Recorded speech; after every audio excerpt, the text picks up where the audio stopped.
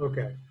So again, we're trying to find these antiderivatives, finding rules when we can't really see what the answer is, but almost always trying to get it to look like something we know before. So it's a transformation from something that's complicated into something that's easy, or at least easier. So we've already seen that if you do the U substitution for integrals, it's related to the chain rule for derivatives. So they are closely related to each other. Today, what we want to do is say, well, let's look at another derivative rule. Let's look at the product rule, again, a little more closely, which there's a couple ways to write this, and we will write it in a couple ways. But if you take two functions that are multiplied together and you take the derivative of that, you probably remember, let's see, it's the derivative of the first times the second plus the derivative of the second times the first. And maybe you remember it the other way around, like the first times the derivative of the second plus the second times the derivative of the first. But you can always reverse these around. You can add in any order. You can multiply in any order. So this is one version of the product rule. Now, if we tried to reverse that by just take the integral of both sides, so we have the integral of f times g all prime. That's going to have to be equal to the integral of the right side. So I get the integral of f prime g dx. Now I will just break it up into two pieces. The integral of g prime times f dx. And so why do you do that? Well, I know, here's the cool thing, is this is technically the fundamental theorem of calculus part 1. It says if you take the integral of the derivative, what do you get back to? You get back to the original function, f times g. The other side, we just leave it as it is. Although I'm going to rearrange it slightly. This will be g times f prime dx. And this one is f times g prime dx.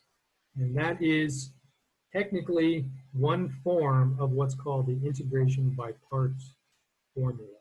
It's not one that you usually use, because it's probably not the one written in the book, because you try to make it confusing by doing this. Instead of using f, I'm going to use the letter u. So I'm going to replace f with u, and then I'm going to replace g with v. And then if I do that, it turns out that du, well, how do you get du? D would be f prime dx, just by the substitution stuff. And then the v is kind of like another substitution. So sometimes I call this the double substitution rule or the UV substitution rule. Didn't quite catch on. They call it integration by parts. But let's see, v would be g prime dx. So let's take all this stuff here and replace in this line that I just had. So I will get u times v, because that's f times g. So the u times v. On the other side, I'll have the integral. Let's see, g is v. And this thing together, f prime dx, is du. And the other one is f, which is u, and g prime dx is dv. So if you've seen integration by parts before, that's starting to look pretty close. And then the final step is just I rearrange and solve for this one, the integral of u with a dv in it. And so I just subtract this second integral over to the left-hand side and then flip the sides, I guess. So I'll get the integral of u dv will be u times v minus the integral of v du. And that is the super duper shorthand version of what is called integration by parts. But really, it's a terrible B, or just IBP. Which means not only are you going to have to figure out what U is, you have to figure out what V is, then you have to figure out what DU is, and you have to figure out what DV is, and make everything match up exactly like this in order to use this formula. And then what you get better be easier than what you started with. So look at that. How many numbers are on the board? 1, and that's just because I said part 1. All symbol manipulation stuff, so that's just too much. Let's actually invoke this through an example. So I'm going to do the integral of x times the sine of x.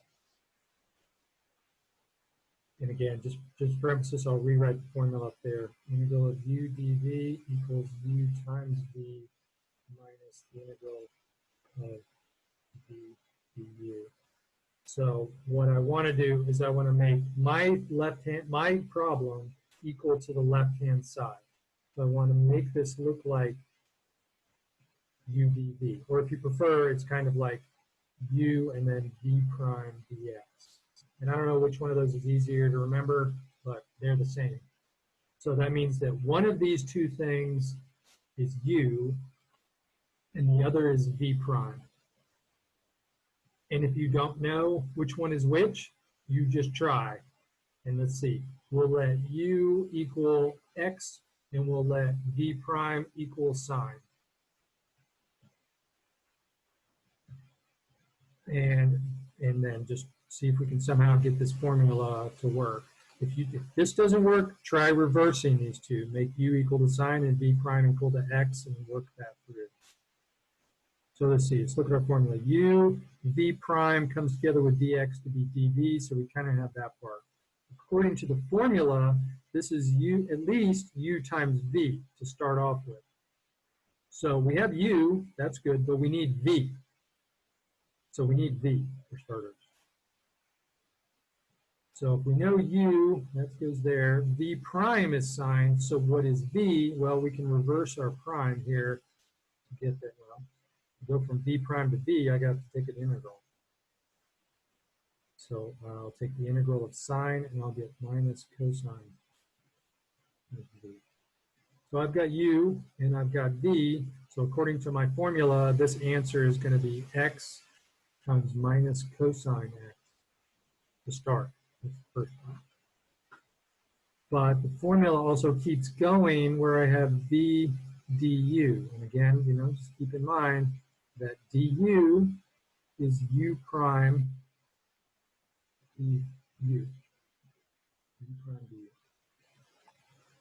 So that means I need u prime. You come back to your list over here, I'm going to separate it. And I've got u, I've got v prime, I've got v, but now I need u prime. So I have to go like back the opposite direction. Instead of integrating, I take the derivative, and that turns out to be 1. So now plug that into the formula here. The answer is minus the integral of v, which is minus cosine, du. Well, du is u prime, that's 1, dx. So let me just clean that up a little bit, and then we'll look at it. So this minus x cosine x, and then this integral here is 1 times cosine. I've got cosine. I've got dx. And now I've got a minus on the inside, but that's a minus multiple that I could factor out. So I've got minus and minus, so I get plus. And that is the same answer as my original problem. And look at this second integral here. Is I'm not quite done, but that one easy, well, not easiest, I guess, but that's easier to do than the original one. So just like U substitution, I want to get it so that it's into an easier form so that I can work with that. I can do an integral of the easier form. So to complete it, I would keep this part here, because that's still part of my answer, minus x cosine x. And now I have to complete this antiderivative here. And the antiderivative of cosine is plus sine. So I get this. So if I wrote this out in a nice little box, the integral of x sine x dx has actually two parts to it. It's minus x cosine x plus sine, and we'll just tack on the plus c. So it's pattern recognition. It's doing a double substitution here, filling in the corresponding pieces, and then doing the easier integral. So it's a long process, especially if you screw this up. You pick the wrong direction. We'll try that a few times just to see what kind of problems might occur. So we haven't done it enough. Let's verify maybe one time that this is correct. So verify, that means you take the derivative of your answer. You better get back to where you started from. So let's take minus cosine x cosine x plus sine prime. And here's where I said integration by parts is reverse product rule. So in order to verify this, you're going to have to do a product rule. They go back and forth. So let's see how that works. So this one here is a product rule, PR. So it's the first minus x times the derivative of the second, which is minus sine, plus the derivative of the first, which is minus 1, since I'm grouping it as like minus x and cosine, times the second cosine. So that's the first part. How about the sine? I take the derivative of sine, and that's just a regular derivative, and that would be cosine.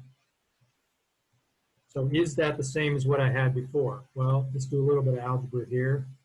The minus x times the minus sine becomes x times sine, because the minus is a drop. That looks good. What I had before, sine x, x sine x, and the rest, this is the negative cosine, and this is the positive cosine. So those are added together, cross out, and I just get x sine x, which is where I started, and therefore that verifies that my answer was correct. Don't worry, I'm not going to do too many of those, but that is one. That is one check on that. So the rest of it is just churning through some problems, maybe putting some bounds on there, maybe looking into some trickier ones. But we'll just do as many as we can there until we either run out of time or we just get tired. So, and I could do this all day, so you'll have to cut me off if I go too crazy. Okay, here we go. Instead of x times cosine, let's do x times e dx. So I want this to look like the integral of u dv, and then if I can get that, then the other side will be u times v minus the integral of v du. So I'm going to have to figure out what u is in dv, and dv is related to v prime. So I'm going to need to figure out what u is, and I'm going to have to figure out what v prime is, and then I can work this out.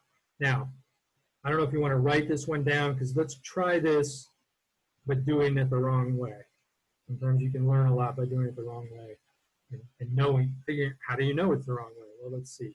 So I know that one of these two things is u, and one of them is v prime, and I'm going to try something that's probably not a great idea, and you'll see why in a second. So I'm going to say, well, let's do this double substitution where u is e and v prime is x. And we'll see what happens. So in my formula, I know I'm going to need v. So in order to go from v prime to v, I have to take the integral of my v prime. And that's equal to 1/2 x squared. So that's going to be v and v. So I need that in two places. du, I know that's related to u prime, so I'm going to have to come back and put in u prime. So the derivative of u, well, that one's easy. How could this go wrong? So let's see. I took this stuff and I tried to put it into the formula. I would first need u times v. So here's u, it's e to the x. v is 1/2 x squared. So if I put all those pieces together, there's usually a convention for how you write this. You usually write the number first, then any polynomials, and then your other functions. Just so you don't, I don't know, it looks a lot nicer than writing it as like e to the x 1/2 x squared, because then all this stuff gets incorporated into the power and it's just kind of a mess. So this is kind of a clean version on how this goes. So that works. Okay, that's good. Now I got to do the integral of v, and the du there again is u prime dx. So I got to take my u prime, which is still e, multiply it by v, and then put a dx on it. So what do we got? We got 1/2 x squared for v. We've got u prime, which is e. So if I wrote that again in convention, I could have 1/2 x squared e to the x dx. So I've got all the pieces in there. There's the 1/2 x squared and the e to the x. And this is technically correct. It is correct that this is equal to this. But I still have an integral in there, so that means I have to resolve whatever this is. And I don't know if you can tell or not, but this one is either hard or at least harder than the original one that we started with. So we made our job harder. We didn't simplify, we didn't make it easier. So that's at least a hint that maybe we didn't start our process off here correct. So sort of poor choice for u and v prime, poor choices. So it's like, what was that Indiana Jones movie with the Holy Grail, where he's like, he chose poorly. So we need to go back. So try again. So I'm just curious though, it's going to be more difficult, but why couldn't that possibly be the answer? Because we want an answer that does not have any integral symbols in it at all. Okay. Yeah. And you could work this out. The problem is in order to work it out on this particular, I mean, we may even just go ahead and do this one later. You'll see that you'll be reversing a bunch of your work. And if it doesn't make it easier, then just punt and go back and try something else. That's usually and there's not really a specific way that you can, it's not a consistent method which will always work to solve these problems. Like you just gotta kind of experiment with it. I don't like giving the shortcuts yet.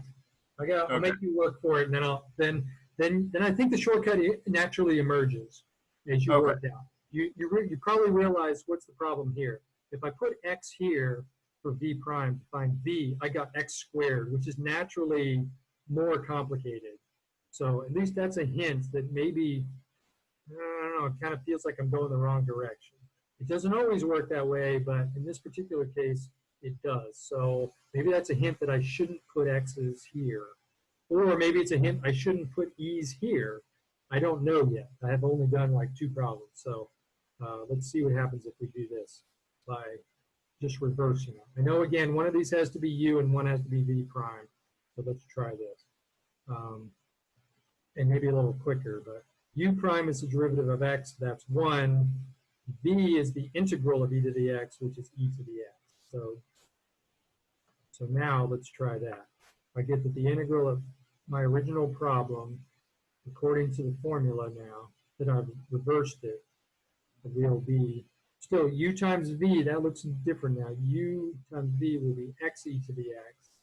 And then I will subtract, this is v and then du, or if you prefer, v and then u prime dx.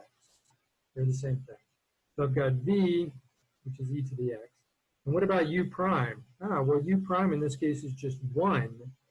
So I just get dx. And now I look across the board. My original problem leads to something, but that one is not only easier, but it's actually easy. So at least it's easier. So if I wanted to complete the process off, I'd have x e to the x. And then minus, I do this integral, and that's just e to the x. And then plus, so.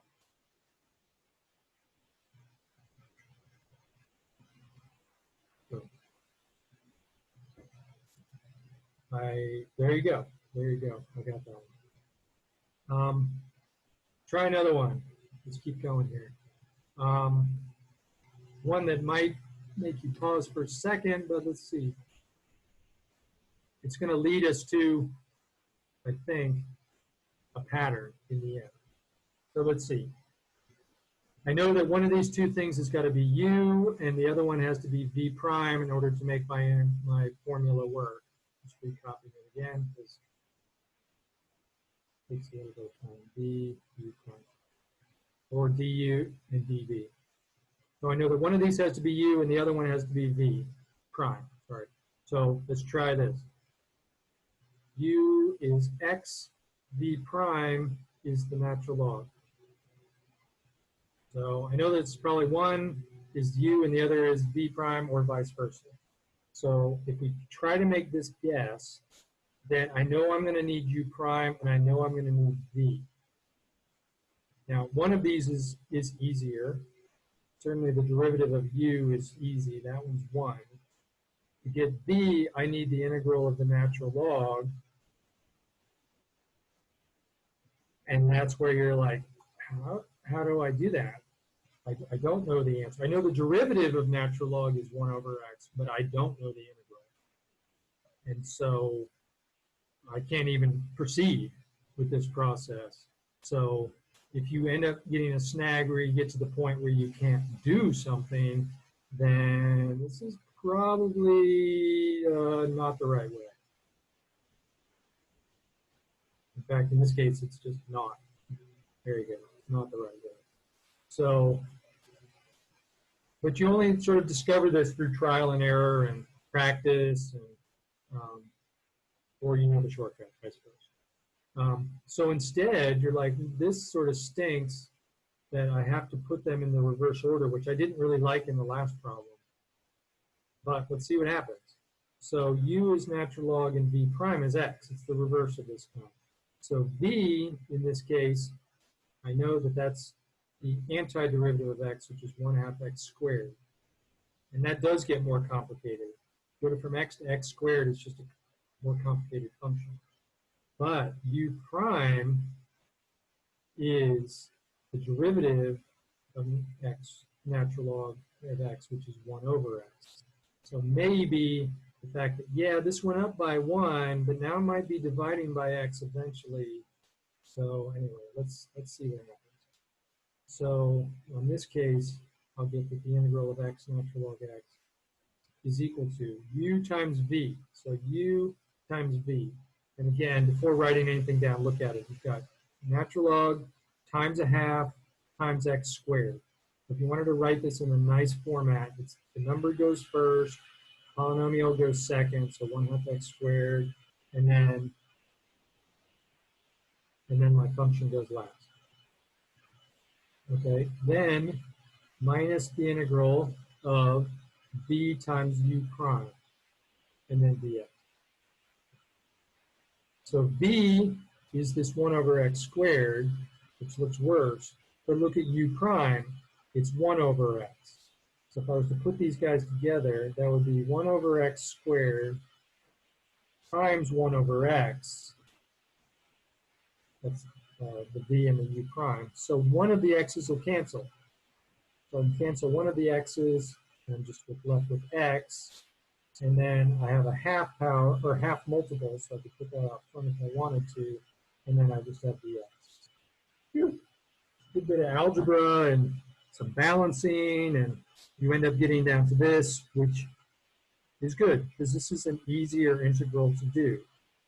So I can complete it by doing 1/2 x squared natural log x minus 1/2, and then I have to do this integral like again to get 1/2 x squared. And now that I'm all done, I can put on the plus c, and if I wanted to clean it up a little bit, I guess I have 1/2 x squared natural log x minus 1/4 x squared plus c. And if I wanted to put this all in one box, I could recopy the original problem and get down to there.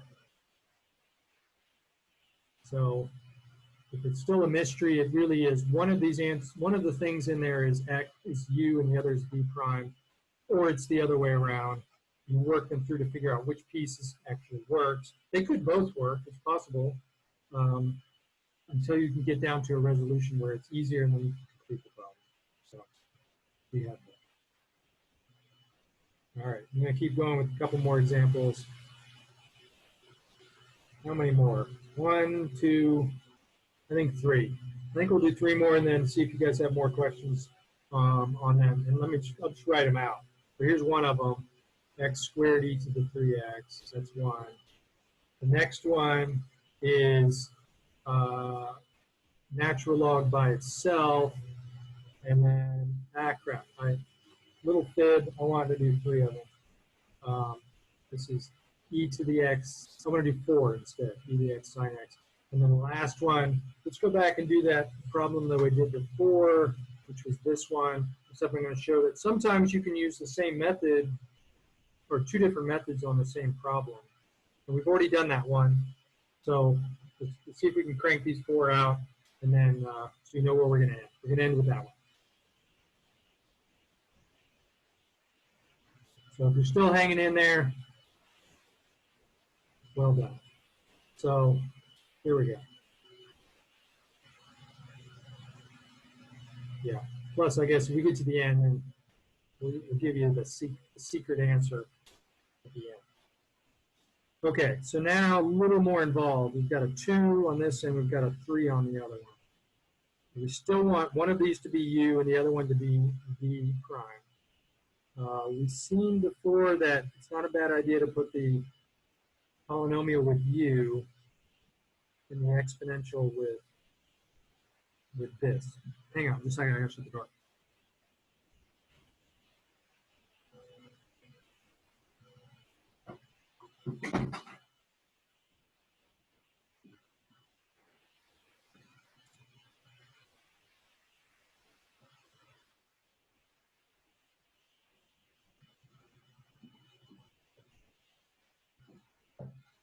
Okay. I don't know if that's any better. My neighbor loves to mow his lawn like every day.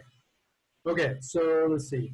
My formula said I need u times v, so I need v. So I need the integral of e to the 3x. And now you're like, how do I even do that? Well, this is one that maybe you could just try to remember. There's a little like mini u substitution even inside of that. So we get 1/3 to the 3x. U prime is 2x. Okay, that was easy. So what's my formula say again? It says the integral of u dv is uv minus the integral of v du. I'll just keep saying it over and over until it gets stuck in your head. So I have u times v. And again, before I write everything down, I've got a number multiple, I've got an x multiple, I've got an e multiple. So if I write them in that order, 1/3 x squared e to the 3x. That looks clean. All right, minus, now I do v and then u prime dx. So multiply these 2 things together. So I've got a 2 and I've got a 1/3, so those multiply together to give 2/3. I do have an x, so integral, I've got an x and I've got e to the 3x.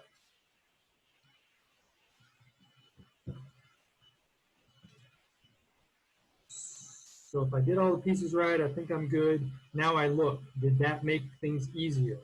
No, there's still an integral there, so we have to do it again. Did it make it easier? Wait, that works? Well, no. I asked the question, is this integral we got easier than the original one? Oh, no, not at all. Well, there's an integral symbol here, and it's going to be more difficult to calculate this, so... Well, this one before had an x squared, and the second one has an x. So it's not obvious that it's easier. It's slightly easier.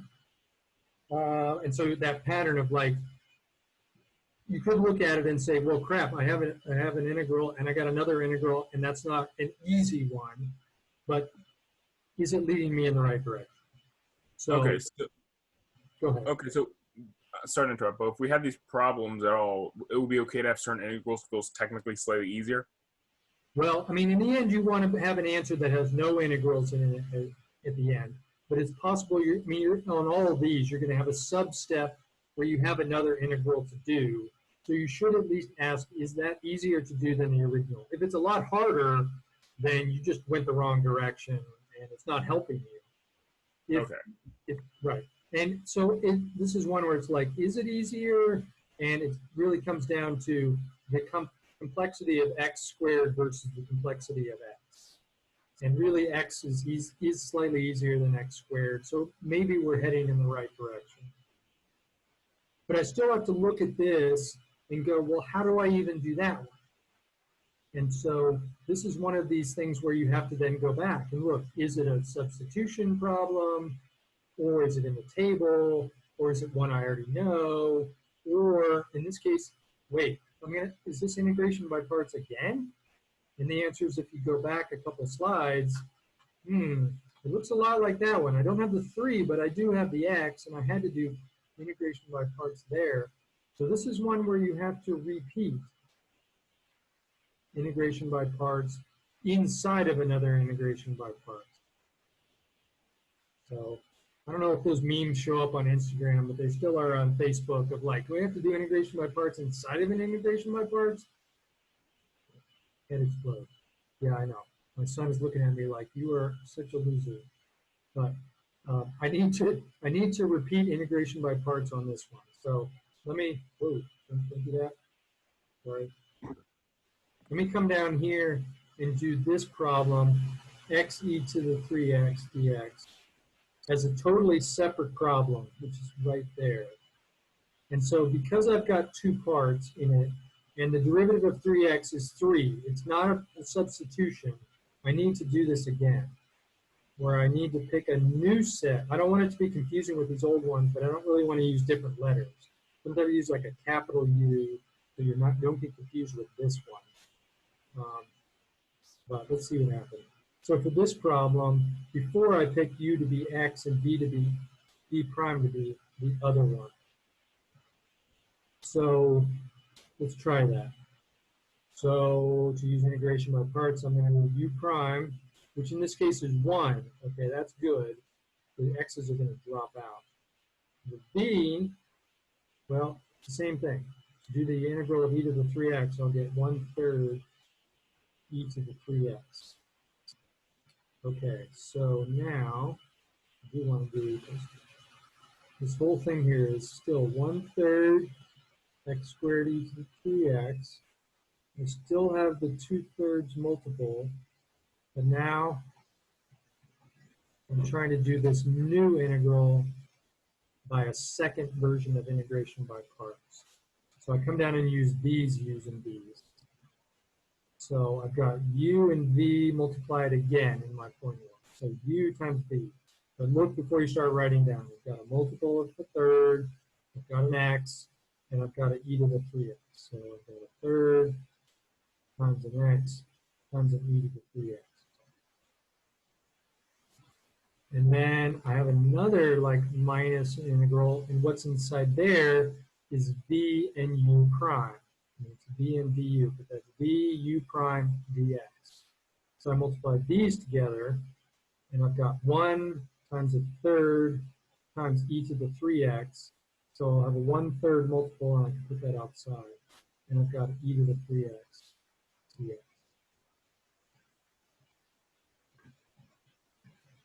And this is starting to look like a mess, but you look again. I did integration by parts, so the question is this easier than the one that I had before?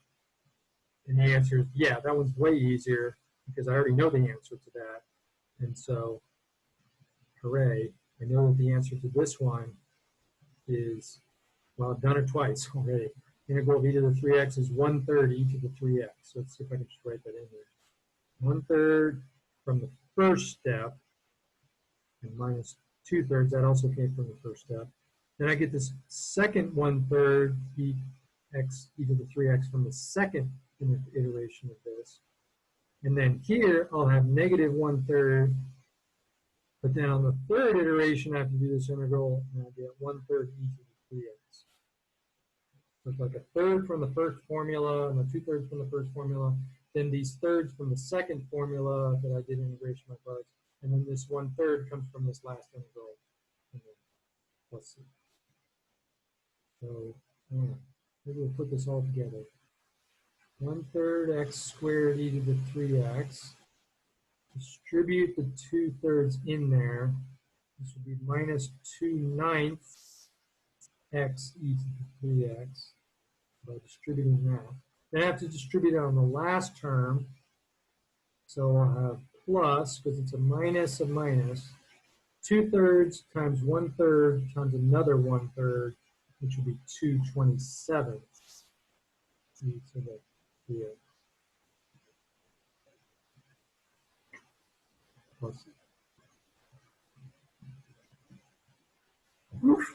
So lots of parts in there. All right, keep going. See how far we can get here. Integral of natural log by itself. Oh, you're like, oh, I know how to do. I can do that now.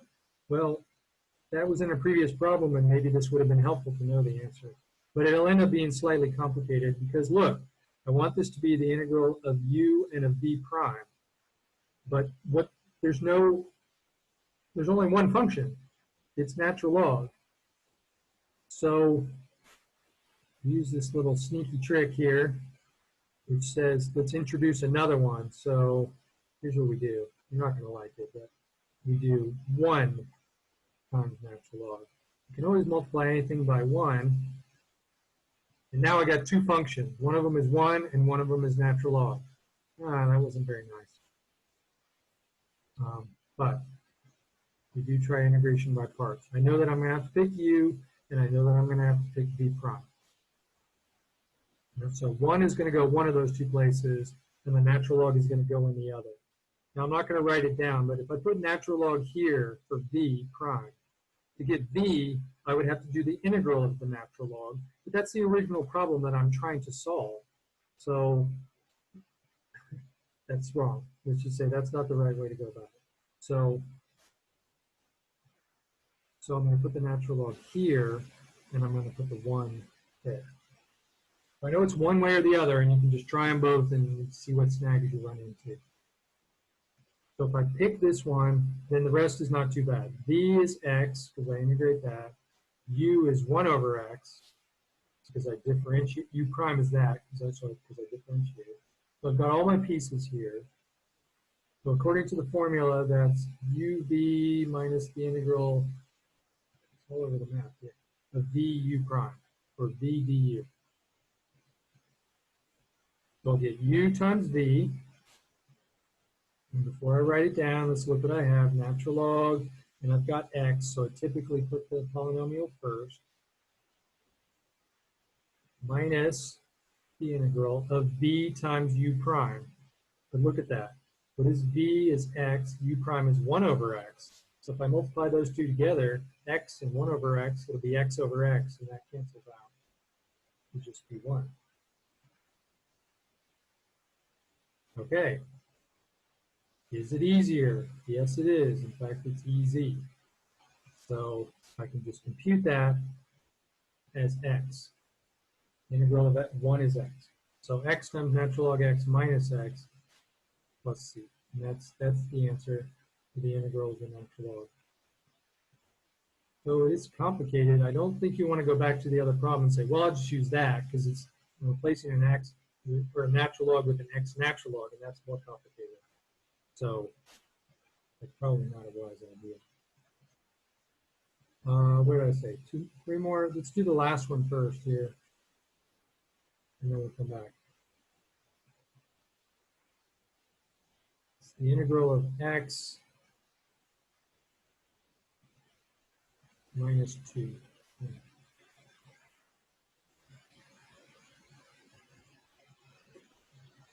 So I have already done this one with substitution, but I had to use a little sneakiness in there. So let's see if we can get away with doing that. I want to rewrite this as x minus 2 to the half power for starters. I know one of these has to be u and the other one has to be v prime. So u and v. So I'm just going to straight up pick this. U equals x, v prime is negative x minus 2 to the 1/2. So now I just start turning away. I know I need v prime. But could you also technically use substitution for this as well? That's what I said. Yeah, we used this in the last problem. I'm just showing you that you can use more than one method sometimes. Okay, so continue this through. U prime would be 1. V, well, it's technically to do this, I need a little bit of a u substitution, but hopefully it's not too hard to see that I can raise the power up and divide by the new power or flip to multiply. So after a while, you start to get these little like, okay, I can see that pattern. If I took the derivative of this, I would get back to here because the 3/2 would come down. The inside chain rule is just 1, so this is all perfectly fine. So if I then did u times v in my formula, so u times v, let's see what I got. I've got a 2/3, I've got an x, and I've got an x minus 2 3/2. That's u and v. Minus the integral of v times u prime. So that's nice. I've got v and u prime. So that's 2/3 x minus 2 to the 3/2, and then I put in dx. This one doesn't contribute anything. So is this easier than the first part? It is. I only have one thing to do. So 2/3 x minus 2 to the 3/2 minus 2/3, and now I do this last integral here. And again, this looks a little bit sneaky because I've got this minus 2, but without too much trouble, hopefully you can convince yourself. You raise up the power to 5/2, divide by 5/2, or multiply by 2/5. And that integral is done. And now that I'm done, I can just put the plus c. Well, sorry, can't put the plus c because this is not an indefinite integral. I have to put in the bounds, 2 and 6. And it looks ugly. Do I really want to do this? Dot, dot, dot, plug in the 6, plug in the 2, subtract them out, and we'll get the same answer as what we got before, which was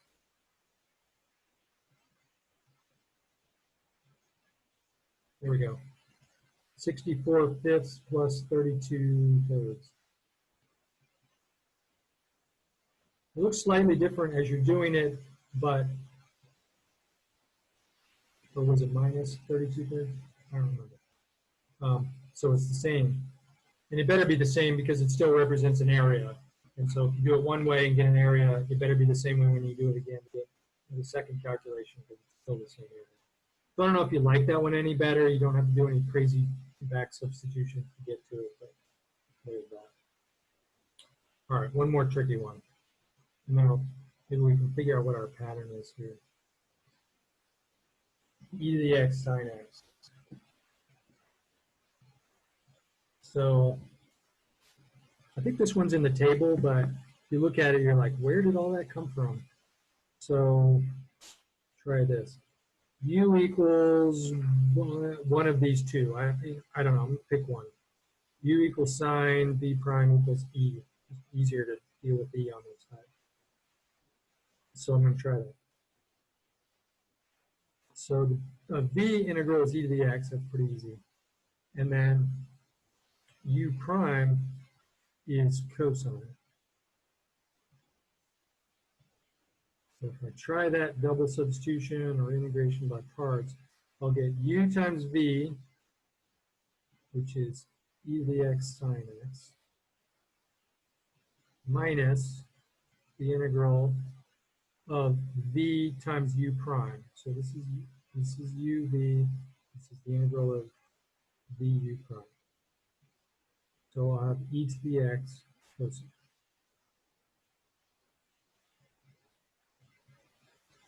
And now you look at it. And the question is that easier? than the original one? And technically the answer is no, it's not easier. So maybe I went wrong. And this is one of these cases, one of the few cases you'll see where it's not any harder. It's the same difficulty as we had before. You just change sine to cosine. So it's basically the same difficulty, but it's not really leading anywhere, or so it seems. So trust me on this, try again on the second one, on the second integral, and some magic will sort of happen. I hate it when math looks like magic, but sometimes it does. So on the second one, I've got u equals cosine and v prime equals e. So I'm like, this looks like it's going to go nowhere, but we'll see. So v is e to the x. That's just straight up the same thing as before. U prime, derivative of cosine is minus sine. So now I've got lots of minuses floating around here. And so we will get, if this is e to the x sine x, that came from the first one, minus, and now I'm putting in the answer to the second one. So that make sure we track all of the minuses. So we have uv for the second set of u and v, so that's e to the x cosine in this case, minus the integral of v and u prime. So that's another minus because of the minus. I've got an e, and I've got sine dx. And what it looked like I did was I started with a process that had e to this x sine, and I ended with a process that e to the x sine. So it looks like I've just come full circle back, and I've just like, done circular reasoning here and come back. But it's slightly different than that. This is the second to last step here, is if I wrote this out carefully, start from the very beginning. The integral of e to the x sine x is equal to e to the x sine x. Now distribute this minus. Minus e to the x cosine x. And now distribute the minus on the last one, but really I have a minus, hits this minus, hits this minus. So I get minus the integral of e to the x sine x on the end. So I don't really get back to where I started from. I now have a minus sign, and that's the key, is that this is not just, I couldn't just cancel both sides because that would look bad. I'd be leaving some weird thing. So what I can do is I can just add the entire answer to the other side. So if I add the integral of e to the x sine x to a copy already of e to the x sine x, I will have two copies of e to the x sine x. The integral equals e to the x sine x minus e to the x cosine. So in order to get back, to get my final answers, I divide by 2. And I will get that my problem, you're like, oh, look at that. It just sort of popped out at the end, which is what I was trying to find, is just e to the x sine x minus e to the x cosine, all divided by 2. And now at the end, stick on the plus C. So it's one of these like double integration by parts and more algebra and then a final algebra step. And if you're freaking out at this point, that's about as hard as it gets. So those kind of take practice. Yeah. So I would say, let those kinds of things digest a bit, work on those problems, and we can come back tomorrow and chat about those. So that's kind of a lot for this morning. I know we needed to finish up substitution and then hop into integration by parts. So if you're starting to get a little brain fried, I understand. But maybe we have time for one more if you have the previous question that you didn't get answered yet, or on any of the stuff we just did.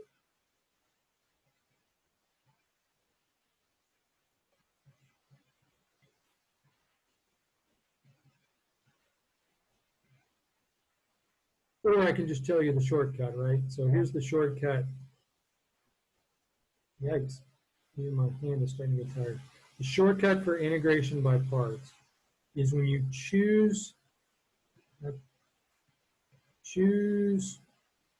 U, how to choose U. And the answer is you look at your integral, and if there is a natural log in there, that goes first. So that has the highest precedence.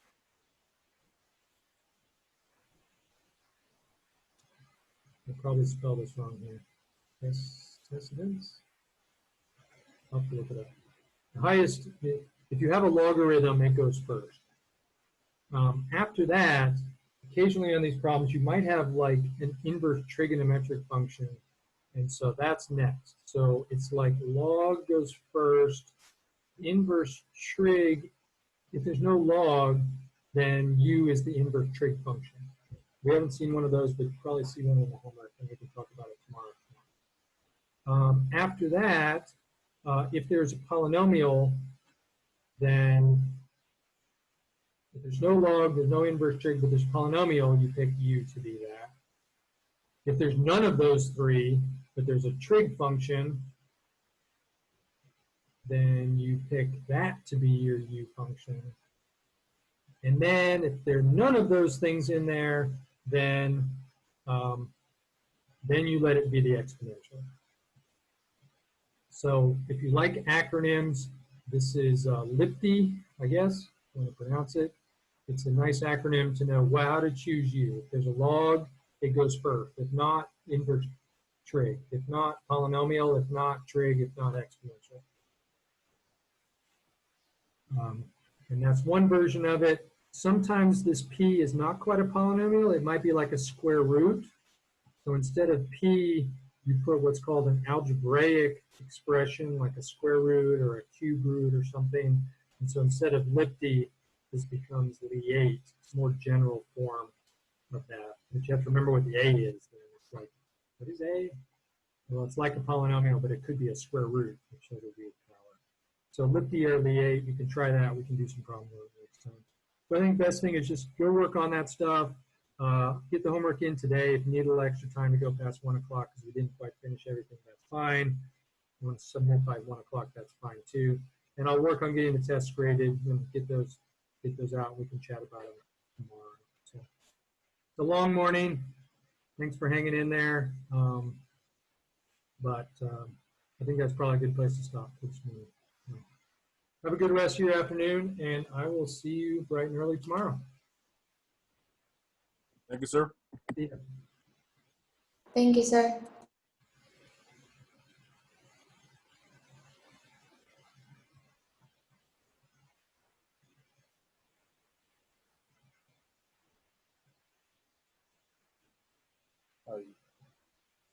Are you done?